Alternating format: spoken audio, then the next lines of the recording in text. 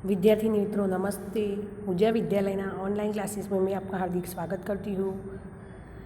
आज हम एक अपाहिज लड़की की आत्मकथा में निबंध के बारे में चर्चा कर रही हूँ। छात्रों ध्यान से सुनिए। अपाहिज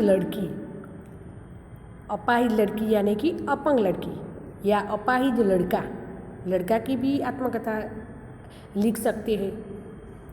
तो लड़का यानी कि अपंग लड़का यानी कि छोकरो, अपाहिज लड़की यानी कि अपाहिज छोकरी, उसकी आत्मकथा। अपाहिज अपंग व्यक्ति हम सब समझते हैं वो व्यक्ति कुछ काम नहीं कर सकती, ऐसा नहीं होता। वो अपाहिज लड़की की आत्मकथा में अपाहिज लड़की अपंग है लेकिन वे बहुत अच्छे काम करती है और उसको समाज में उसका मान भी मिला है। किस तरह इसकी मैं जानकारी देती हूँ, छात्रों ध्यान से सुनिए। अपाहिज यानी कि अपंग।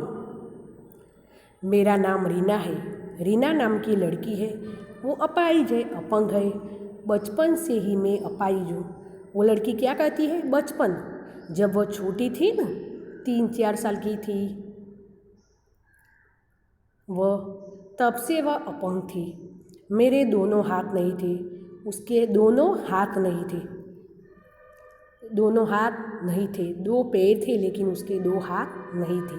मैं जब छोटी थी तब माता पिता को मेरी चिंता रहती थी।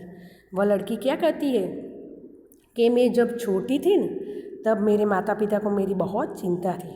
वह कहते थे कि रीना को क्या होगा। वह क्या कहती है? रीना को क्या होगा। वह लड़की को 2 हाथ से अपंग है, उसके 2 हाथ नहीं है, हाथ बिना कुछ काम नहीं कर सकेगी। हम सब जो भी काम करेंगे 2 हाथ से करते हैं ना, हाथ बिना हम खा पी नहीं सकते, कुछ काम भी नहीं कर सकते।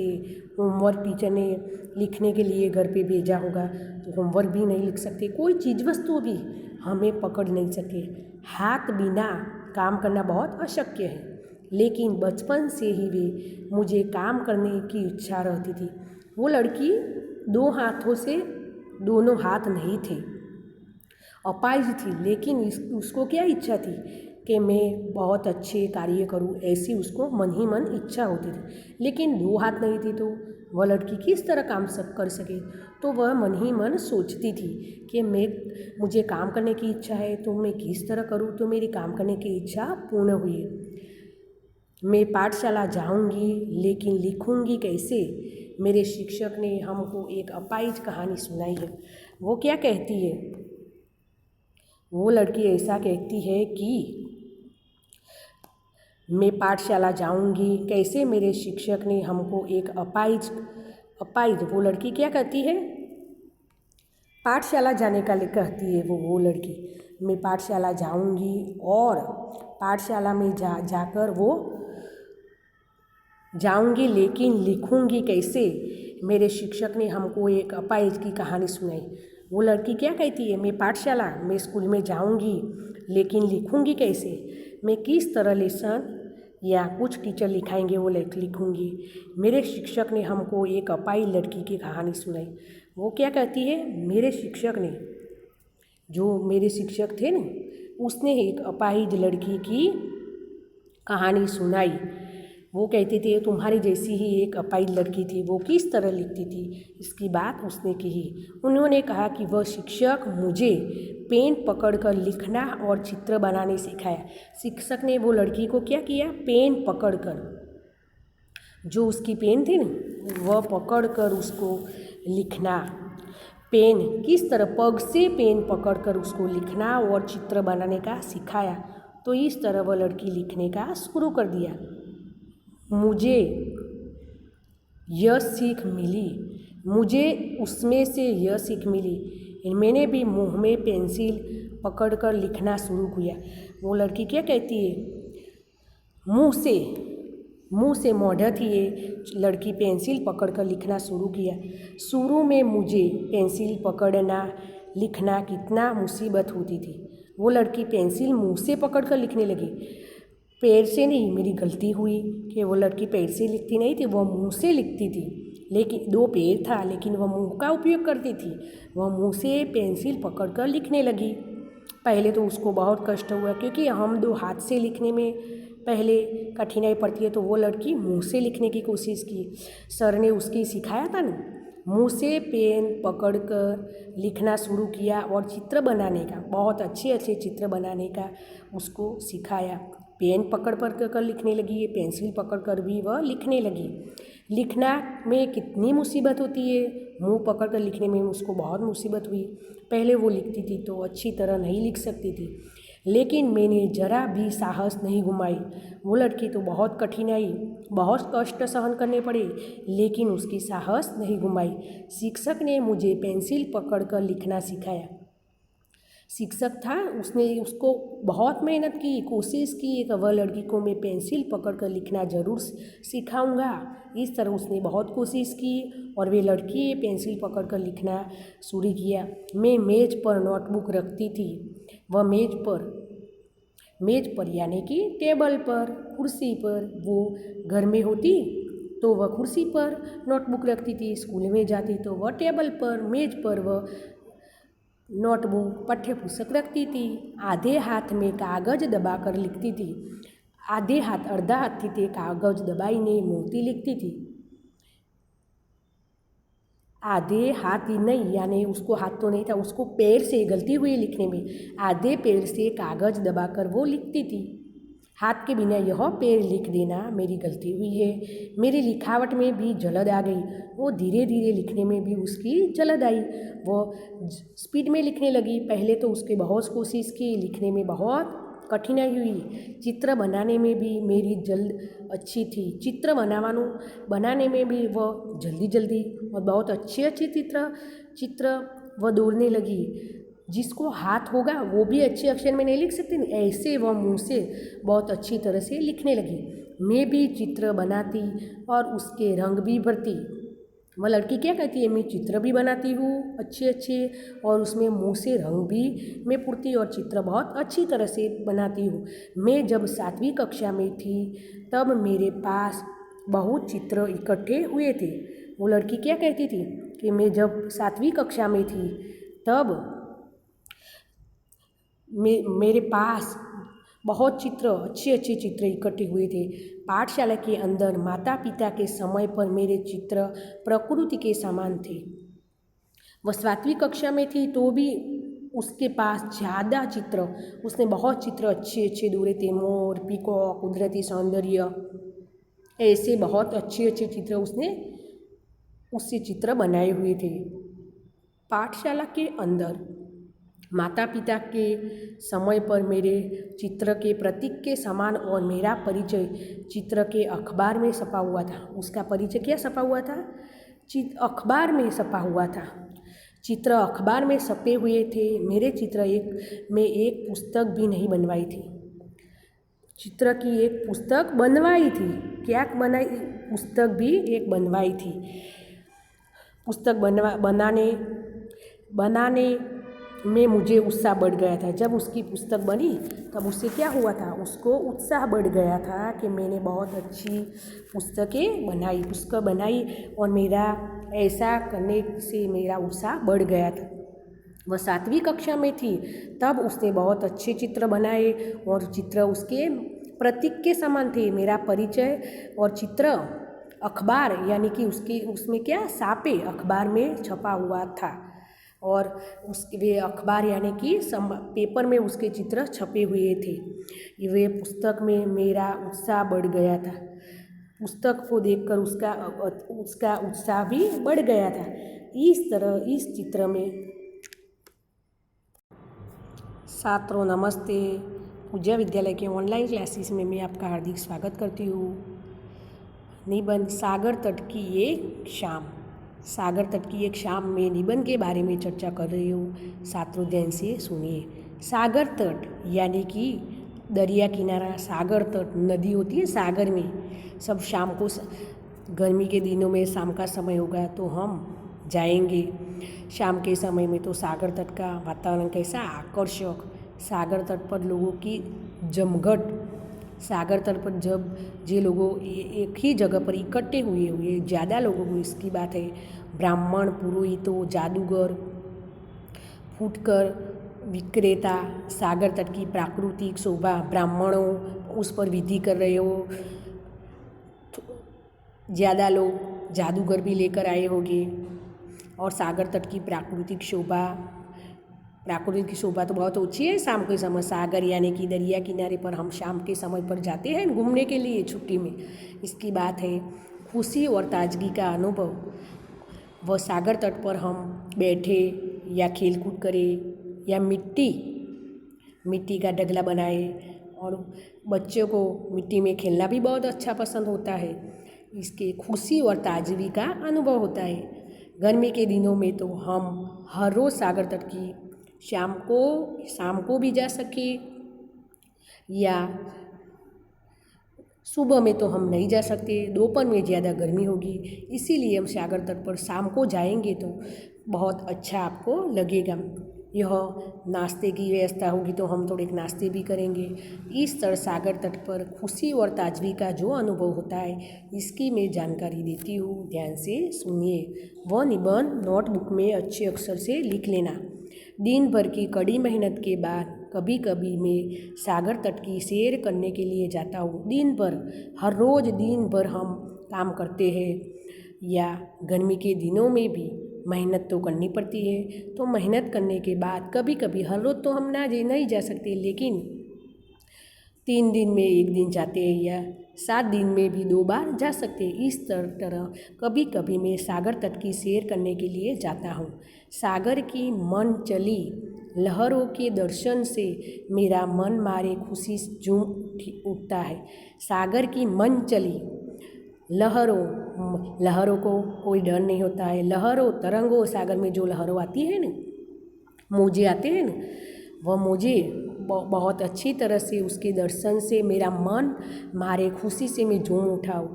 सागर पर बहुत अच्छी लहरें आती है और उसके दर्शन उसको देखकर मेरा मन खुशी से झूम उठता है। मैं उसको देखकर बहुत खुश हो जाता हूँ। पिछले रविवार की शाम को घूमते घूमते मैं सागर तट पर जा पहुँचा। रविवार के दिन छुट्टी होती है, स्कूल में भी छुट्टी होती है, या कोरोना के कारण हाल तो हर रोज़ छुट्टी है, लेकिन आप स्कूल चालू होगी तो रविवार के दिन बच्चों को भी छुट्टी होती है और उसके पापा को भी छुट्टी होती है। माँ को भी काम में छुट्टी मिलती है, क्योंकि दोपहर का काम दोपहर में पूरा हो जाए तो शाम को वह बाहर घूमते घूमते सागर तट में जाते हैं और बाहर नाश्ता करके वापस आते हैं, तो उसको बहुत अच्छा लगता है। एक और सागर हिलोरे ले रहा था। सागर क्या कर रहा था? हिलोरा ले रहा था। तो दूसरी ओर मानव सागर उमड़ रहा था। दूसरी तरह मानव का सागर उमड़ रहा था। मानव का सागर उमड़ रहा यानी कि सागर तट पर ज़्यादा लोग, रविवार की छुट्टी के दिन था, ज़्यादा लोग उसमें सागर तट पर लहरें देखने के लिए आए हैं, अच्छा वातावरण में बैठने के लिए आए हैं। उस नाश्ता लेकर नाश्ता भी करते हैं। बच्चों माटी में भी खेलते हैं और पानी कम होगा तो बच्चों उसमें स्नान भी करते हैं। रंग बिरंगी कपड़ों में से सजे बच्चे उछल कूद कर रहे हैं। बच्चे रंग बिरंगी बहुत अच्छे अच्छे कपड़े पहन के सागर तट पर आए हैं। वो बच्चों उछल कूद रहे हैं, उसको बहुत मज़ा आ रही है। छोटी छोटी बालिकाओं रंगीन तितलियों के समान सुंदर लग रही है। छोटी छोटी बालिकाओं तो अलग अलग कलर के कपड़े पहनते हैं, नीला, पीला, हरे रंग का, काला, ऐसे अलग अलग रंग के कपड़े पहनते हैं। तो ऐसा लग रहा है कि तितलियों की समान वह सुंदर लग रही है। इस समुदाय में युवक थे, युवतियों थी और बूढ़े भी थे। बड़े व्यक्ति भी थे, युवतियों भी थी, बड़े व्यक्ति भी थे, स्त्रियों थी और बूढ़े। साइड से ऊपर उम्र वाले भी थे, 40 की उम्र वाले भी थे, 30 की उम्र वाले, सब लोगों यहाँ थे। कुछ बैठे थे, कुछ चहल कदमी कर रहे थे, कुछ लोग तो आराम से बैठे हुए थे, तो कुछ लोग आटा भी लगा रहे थे। वह वॉकिंग भी वह चल भी रहे थे। सागर तट पर तो बहुत अच्छा अच्छा पवन आता है, ठंडा ठंडा, और वातावरण भी बहुत अच्छा होता है, शाम को बहुत अच्छा लगता है।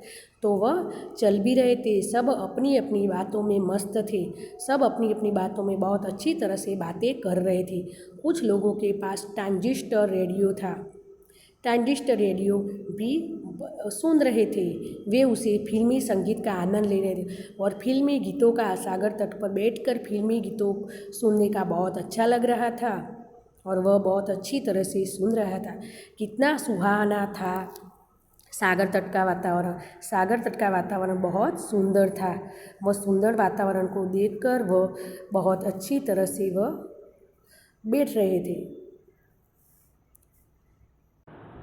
समुद्र तट के किनारे लोगों की जमघट से दूर थे।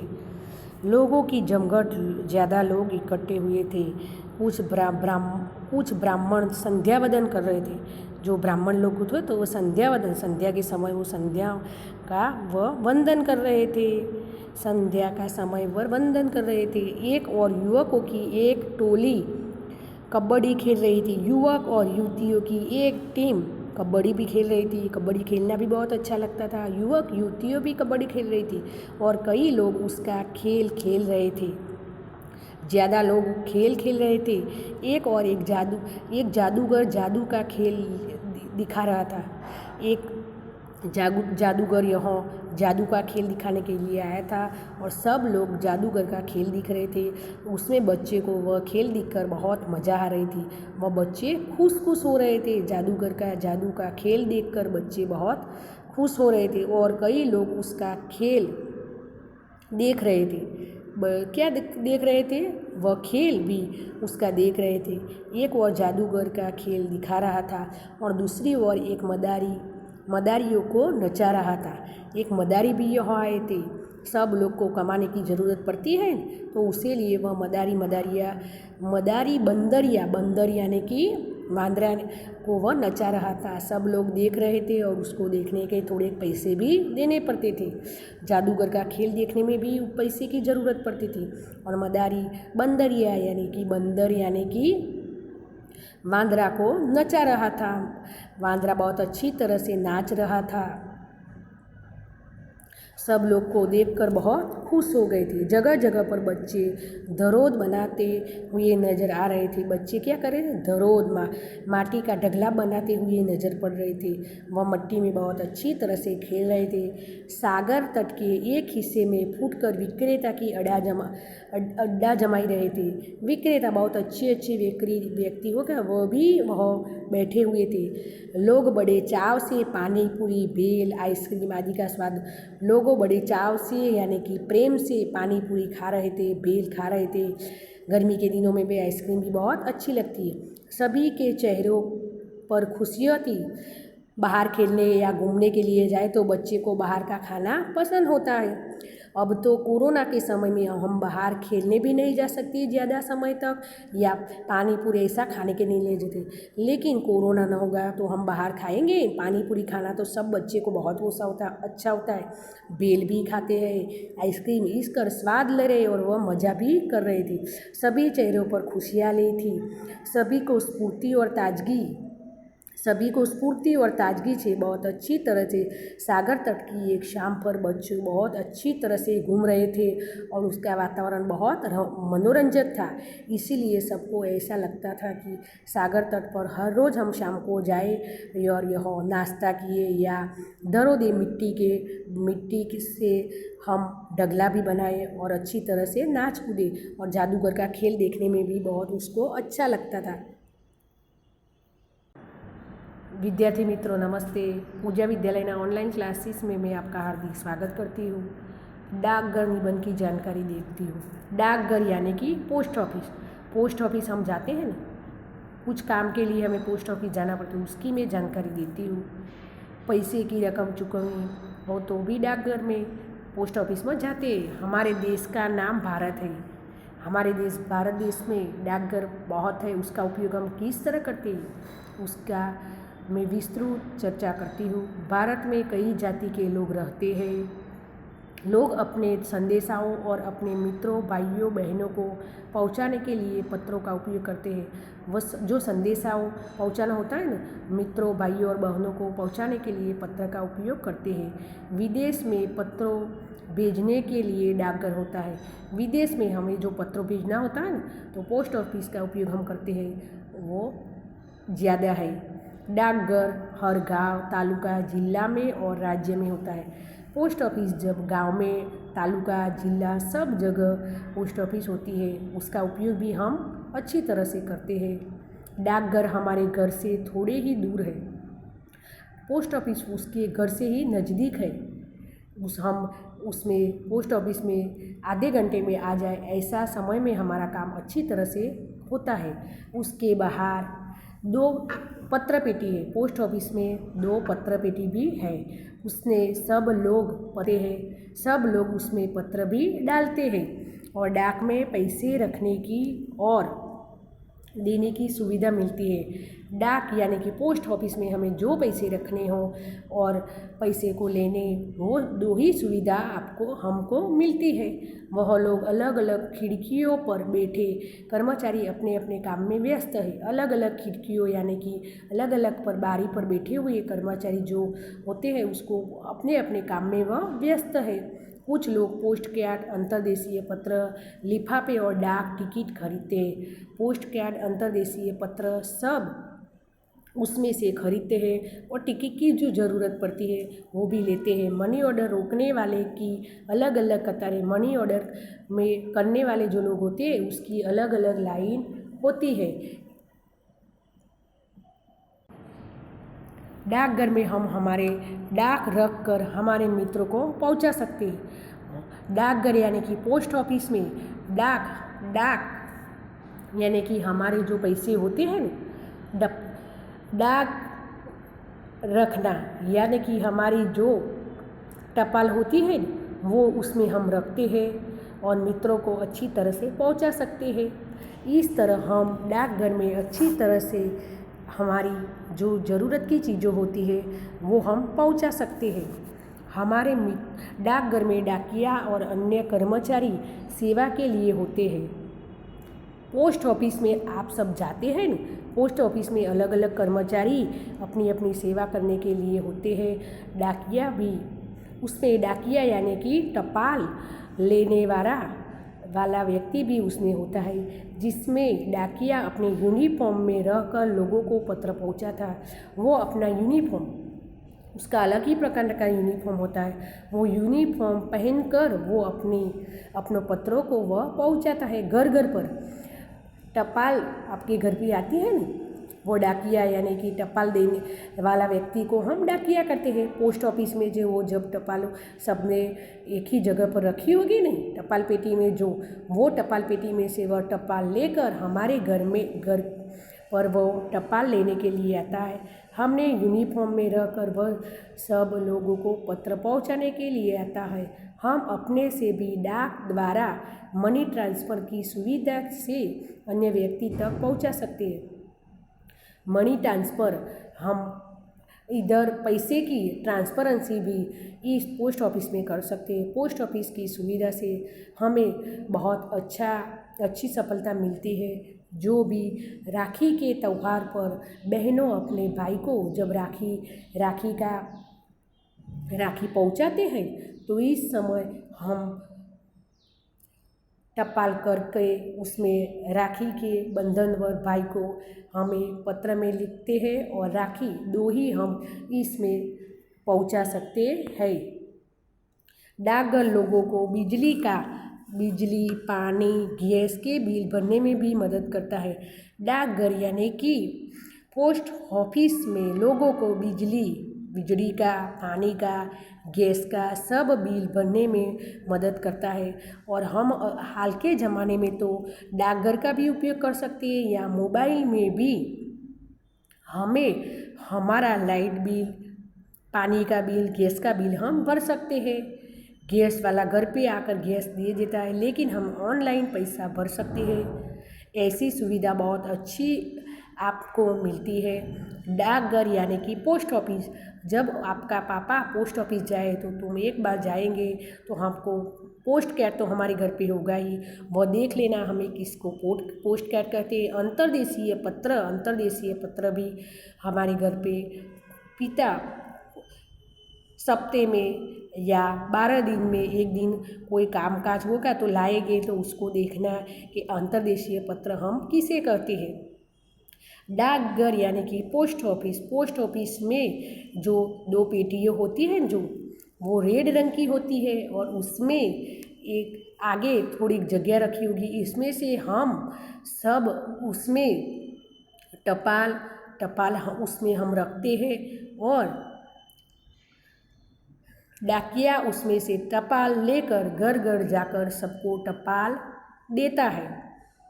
तो डाकिया हमारा काम बहुत अच्छी तरह से करता है और उसमें से हमारा काम टूंक समय में और जल्दी हमारी टपाल पोस्ट कार्ड सब हमारे सगे संबंधी को पहुंच सकता है। राखी के त्यौहार पर हम दूर रहने वाला हमारा भाई दिल्ली, जम्मू कश्मीर, बॉम्बे सब जगह हमारा भाई रहता है, तो इस जगह पर हमें ज़्यादा पैसा की टिकट खरीदनी पड़ती है।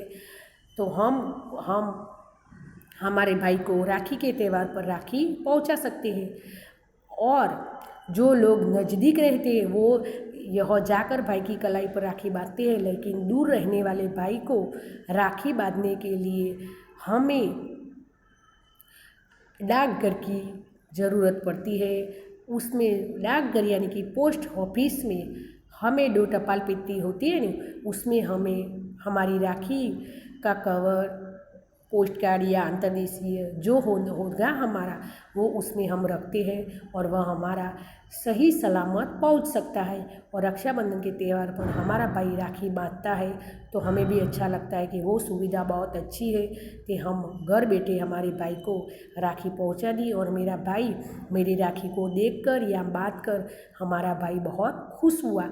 ऐसी सुविधा हमारे देश में बहुत अच्छी है। हमारे देश में भी है, राज्य जिला तालुका सब जगह यह सुविधा है। यह सुविधा बहुत अच्छी सुविधा है, इससे हम सब बहुत खुश हैं कि ऐसी सुविधा हमारे देश में होनी चाहिए। Thank you.